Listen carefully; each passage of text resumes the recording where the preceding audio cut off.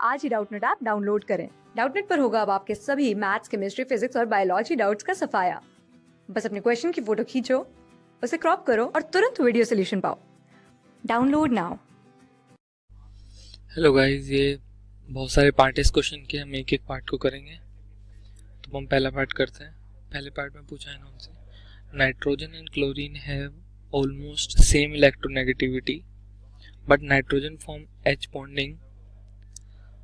और इसका ये सिंपल क्वेश्चन है कि बोले कि नाइट्रोजन और क्लोरीन की सेम इलेक्ट्रोनेगेटिविटी लगभग,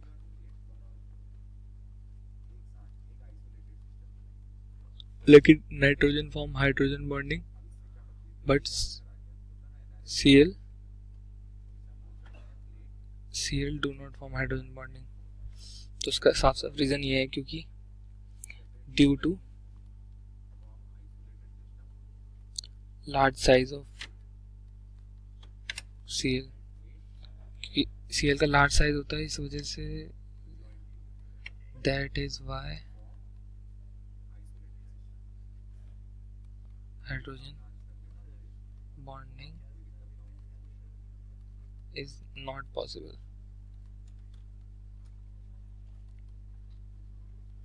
हम सेकंड पार्ट करते हैं। सेकंड पार्ट में इन्होंने पूछा हमसे, पढ़ लेते हैं। H2 is liquid where H2S is gas. तो हम बता देते हैं, तो बहुत ईजी है क्योंकि H2O के अंदर क्या होती है, इंट्रामोलिकुलर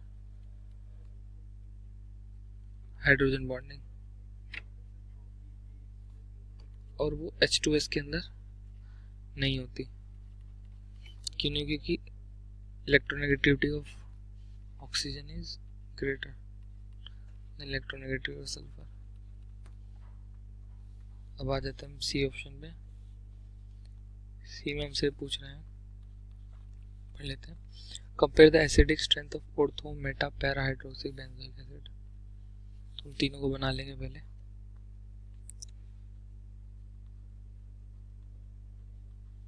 ये हमारा ऑर्थो हाइड्रोक्सी बेंजोइक एसिड है।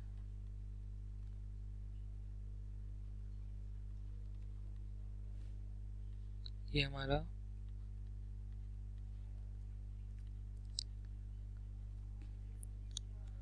ये हमारा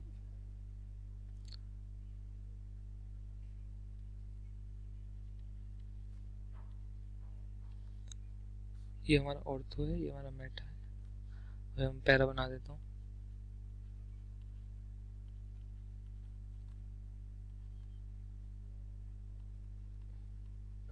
और ये हमारा पैरा है। तो हमें अगर जो हमें इनकी सबकी एसिडिक स्ट्रेंथ कंपेयर करनी है, तो हमें पहले ये देखना पड़ेगा जो इनका कॉन्जुगेट बेस होगा वो स्टेबल होगा, तो वो ज़्यादा उसका जो फिर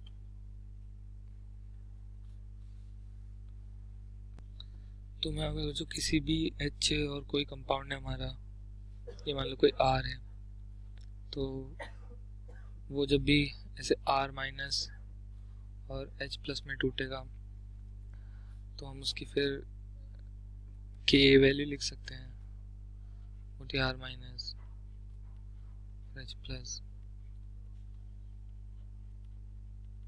जिसकी K वैल्यू ज़्यादा होती है वो ज़्यादा एसिडिक होता है। हम ऐसा मान सकते हैं जिसकी पी के वैल्यू जो कि माइनस लॉग के होगी,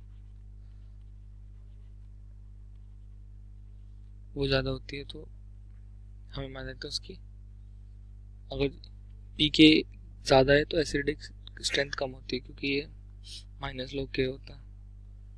तो अगर जो हमें देखना पड़ेगा किस केस में कॉन्जुगेट बेस ज़्यादा स्टेबल है, तो वो उसी केस एसिडिक स्ट्रेंथ ज़्यादा होगी। तो सबसे पहले ऑर्थो वाला बना लेते हैं।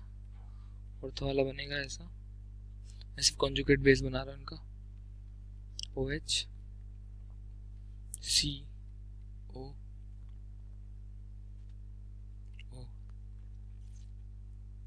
तो अब देखो यहाँ पे हाइड्रोजन बॉन्डिंग होने की वजह से ये वाला कॉन्जुगेट बेस बहुत ज़्यादा स्टेबल हो जाता है। इसका पीके वैल्यू आता है 2.8 के करीब। और वैसे अगर जो मेटा और पैरा का निकाले तो मेटा का आता है हमारा 4.0 और पैरा का आता है 4.58, तो ये हमारा सबसे कम एसिडिक होता है, लीस्ट एसिडिक। अब हम नेक्स्ट कर लेते हैं।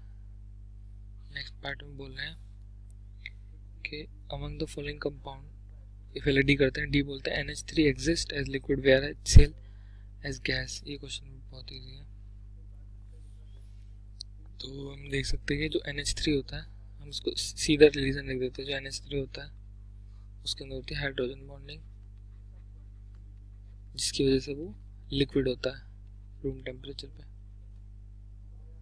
जो कि HCl में नहीं होती due to large size of Cl।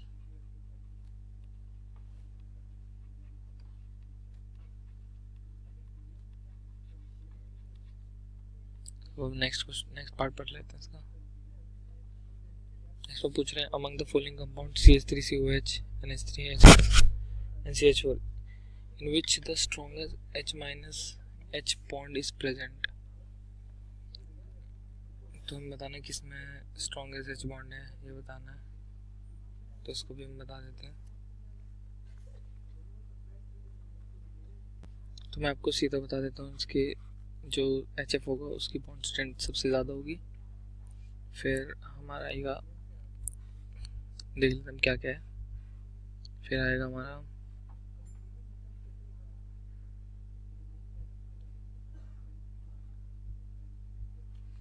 CH4, और फिर हमारा आएगा COOH। इसमें लीस्ट स्टेबल की इसलिए होगा क्योंकि जब H निकल जाने के बाद जो CO बनता है उसमें ऐसे रेजोनेंस होता है, उसकी वजह से ये इसका कॉन्जुगेट बेस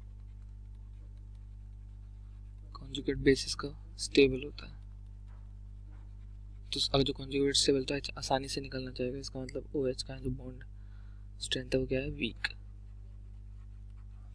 और आप देख सकते हैं कि HF में F की जो इलेक्ट्रोनेगेटिविटी होती है वो बहुत ज़्यादा हाई होती है, उसकी वजह से HF का जो बॉन्ड स्ट्रेंथ होगी वो ज़्यादा होगी इन दोनों से। Thanks guys.